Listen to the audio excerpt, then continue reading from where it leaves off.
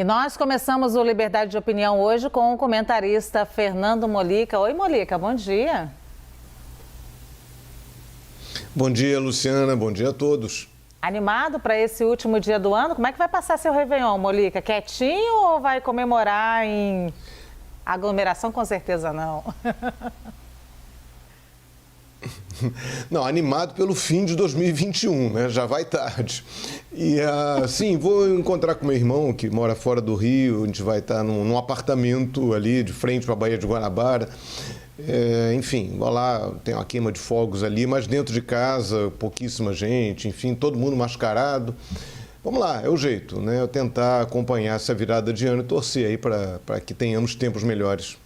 Se tiver todo mundo vacinado e testado, dá para rolar aquele abraço de feliz 2022. É importante também, Mollica. Vamos passar então para o nosso primeiro assunto. Vamos falar sobre a ajuda da Argentina, que virou uma polêmica. O governador da Bahia decidiu aceitar a ajuda do país vizinho para as vítimas da enchente, mesmo depois da recusa do governo federal. Os argentinos ofereceram um reforço humanitário, mas o governo do presidente Jair Bolsonaro agradeceu, dizendo que nesse momento o tipo de socorro oferecido não era necessário. O presidente falou sobre esse assunto. Vamos ouvir. Que ajuda é essa? Que ajuda foram oferecimentos de 10 homens, conhecidos como capacetes brancos. 10 homens. Qual a ação que eles iam fazer na Bahia? Ação de almoxarife, né? Separar material, donativos, ajudar na distribuição de água, de alimentos, basicamente isso aí. Então, para nós, para a gente ter um local específico para botar 10 pessoas, fica caro para a gente, né? E nós temos gente o suficiente. Nós temos gente das Forças Armadas, o Corpo de Bombeiro Militar, entre outras instituições. Mollica, o que a gente pode falar sobre essa explicação aí do presidente Jair Bolsonaro para recusar essa ajuda da Argentina? Olha, é uma explicação meio delicada, né? Meio complicada, quando ele diz que a ajuda não ia servir de nada, poderia até atrapalhar. Primeiro que é algo indelicado você falar isso de um país vizinho, de um país que está oferecendo ajuda.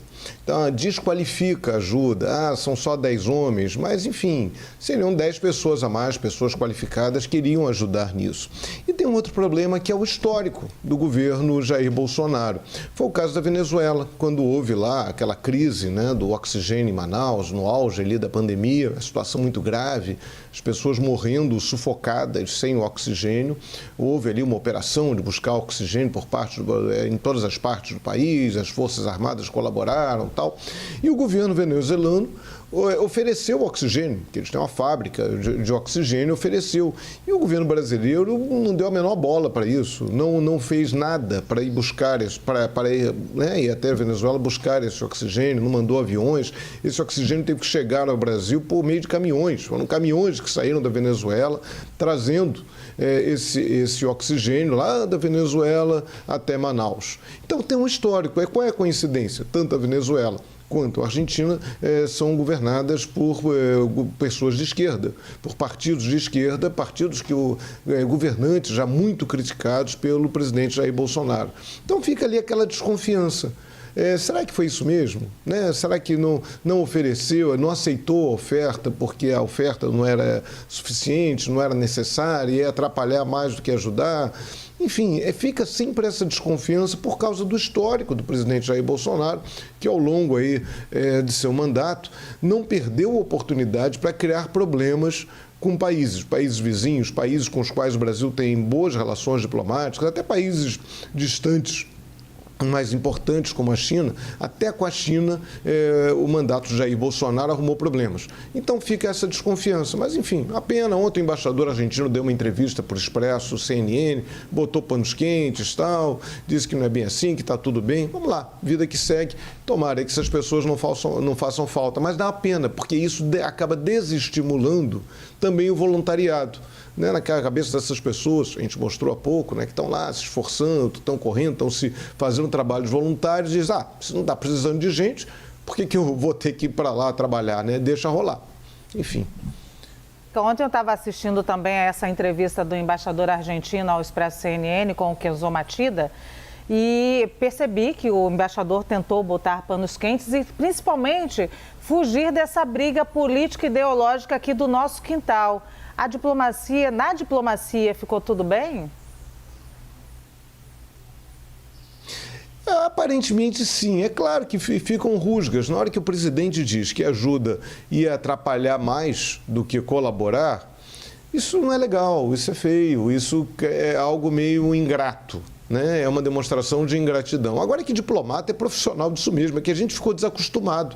Principalmente lá na gestão do Ernesto Araújo, a gente ficou desacostumado com o papel do diplomata. O papel do diplomata é esse mesmo, é amenizar a crise, é não criar problemas. É que a gente tinha um diplomata, um ministro das Relações Exteriores, que era incendiário. Ele saía botando fogo aí no terreiro. Não, tem que baixar a bola.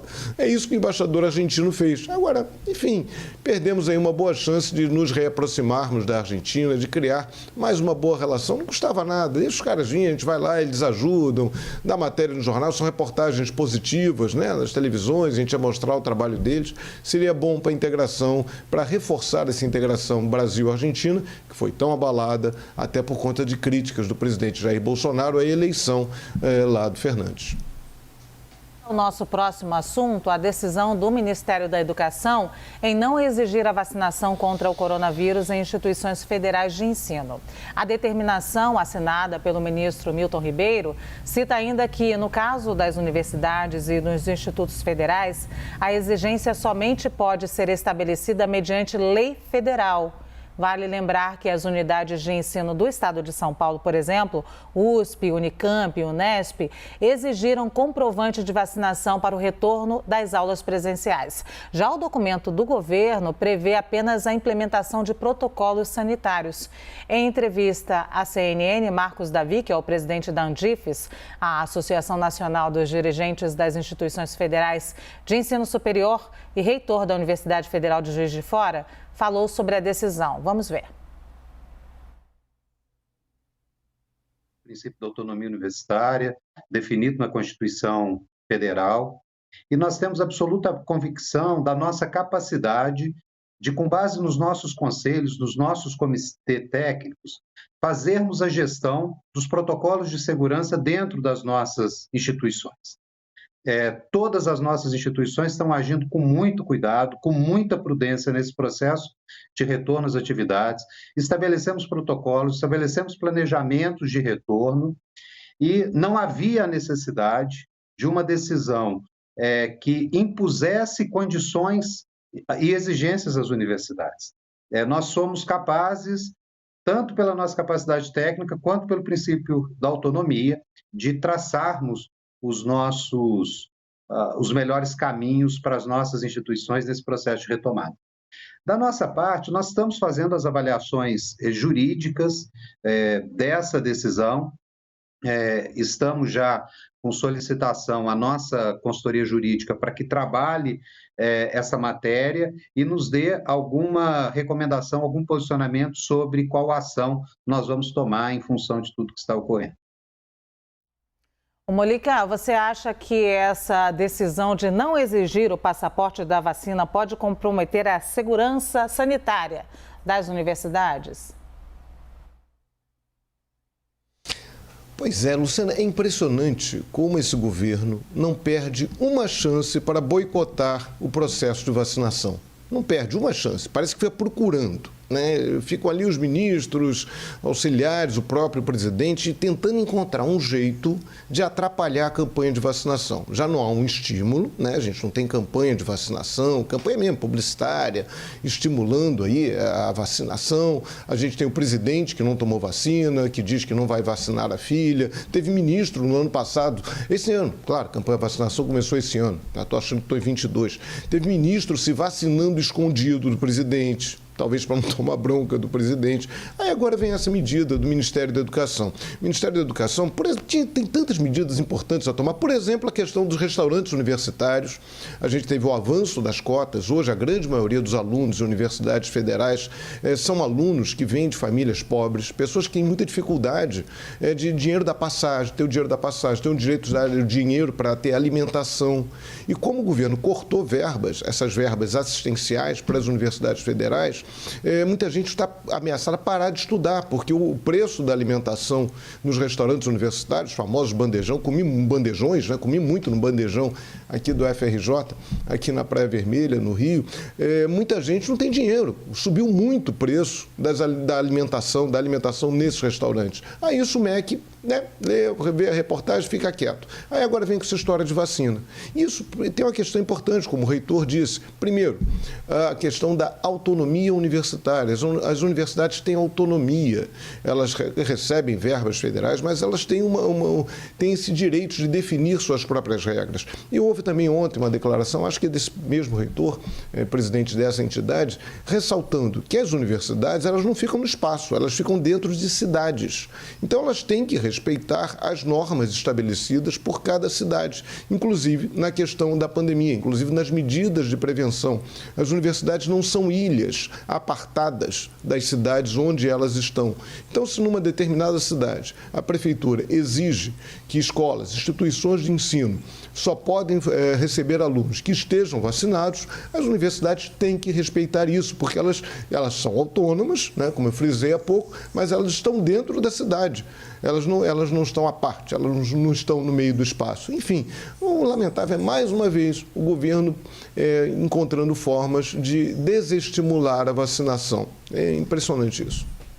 Molica, vamos para o nosso terceiro assunto e último também, a greve de funcionários da Receita Federal, que já está causando atrasos nas liberações dos combustíveis importados. A informação é da Associação Brasileira que representa o setor. O atraso já ocorre em 8 cidades de pelo menos 5 estados. A operação padrão de auditores fiscais impacta a liberação de mercadorias nas alfândegas, aeroportos, portos e fronteiras do país e prejudica a logística a cada dia. Molica, eles anunciaram uma greve por tempo indeterminado. A gente vai piscar, amanhecer 2022 e esse é só o início dos nossos problemas? Bem, esse é mais um dos nossos problemas, né? Ontem eu estava ouvindo na CNN Rádio uma reportagem mostrando que isso pode gerar, essa greve pode gerar aumento no preço dos combustíveis, porque você tem cargas de combustíveis chegando ao Brasil e que não estão sendo liberadas. Então isso aumenta o custo, porque há o preço do frete aumenta, o navio que fica parado, há um risco de desabastecimento, enfim, são riscos. Agora, mais uma vez, né, eu falei há pouco na história da vacinação, não usei a expressão, uso agora, a expressão tiro no pé. O governo parece que gosta de dar tiro no pé. O presidente Jair Bolsonaro, ele parece que tem visões muito limitadas em alguns assuntos. Então, por exemplo, como é que começa a história dessa greve? Começa a história dessa greve quando o presidente dá um jeito, né, manda o ministro Paulo Guedes dar um jeito de arrumar uma grana, aí, se eu não me engano, uns 3 bilhões de reais para o orçamento no ano que vem, para destinar, para dar aumento, um reajuste salarial a policiais federais e policiais rodoviários federais. Ok, é justo, as pessoas estão sem reajuste, mas por que só os policiais federais? E cadê os médicos, os auditores da Receita, os professores, os funcionários mais humildes do governo federal? Por que eles não têm aumento? Foi isso. Aí isso deflagrou esse processo de greve dos auditores. Porque, enfim, já falei isso, o funcionário público, ele tem estabilidade na pandemia, ele não corre o risco de ser demitido, não teve salário reduzido, ou seja, são situações que no meio da pandemia se caracterizam como grandes vantagens. Então, ok, estava todo mundo meio quieto, você não estava vendo movimentação de funcionário público pedindo reajuste, olha que eles não têm reajuste, se eu não me engano, desde 2017. Mas na hora que o governo favorece uma categoria, aí acaba gerando uma ciumeira, acaba gerando, opa, você tem dinheiro para policial, por que não tem dinheiro para mim? Por que o policial é mais importante do que o auditor? Por que o policial é mais importante do que o médico, do que o professor? Aí acabou gerando essa confusão toda, ao estudo aí, de dar ali um cala-boca, de dar uma espécie de uma compensação provisória aos auditores, mas é uma situação muito delicada e há o risco aí de isso se transformar numa espécie de rastilho. Outras categorias acabarem seguindo o caminho dos auditores da Receita Federal. E o pior é que o governo fica uma encalacrada, porque também agora não dá para voltar atrás no aumento dos policiais federais. né, fica complicado. Os caras vão ficar chateados, não é bom, né? Hashtag chateado, como se falava antigamente. Enfim, é uma situação muito delicada, um problema que, mais uma vez, o governo criou para si próprio. Não adianta, governo não pode ficar olhando a árvore, tem que olhar a floresta, tem que olhar o todo. Não basta o presidente Jair Bolsonaro privilegiar aquelas categorias com as quais ele tem maior identificação, que formam a sua base eleitoral, a sua base política. Não adianta. O governo é de todos. O presidente, repito nisso, é quase um mantra meu aqui no Liberdade de Opinião. O presidente foi eleito por uma parcela da população, pela maioria dos eleitores, eleição legítima, ok, mas ele é presidente de todos os brasileiros, inclusive dos auditores fiscais. Né, Luciana? Tá certo, Molica, muito obrigada. Feliz ano novo para você. Eu conheço duas de suas paixões, samba e futebol. Então, que você tenha no ano que vem a oportunidade, é o meu desejo para você, de participar de uma roda de samba, no final do ano talvez sem máscara, e possa ver o seu Botafogo agora na Série A lá no Engenhão, por que não, né? Pois é, torcer muito pelo Botafogo, torcer muito pela minha querida Estação Primeira de Mangueira, Valeme, Cartola, Jamelão e Delegado. Vamos lá, feliz ano novo para você, feliz ano novo para todo mundo. Tá certo, Molica, muito obrigada então, até mais.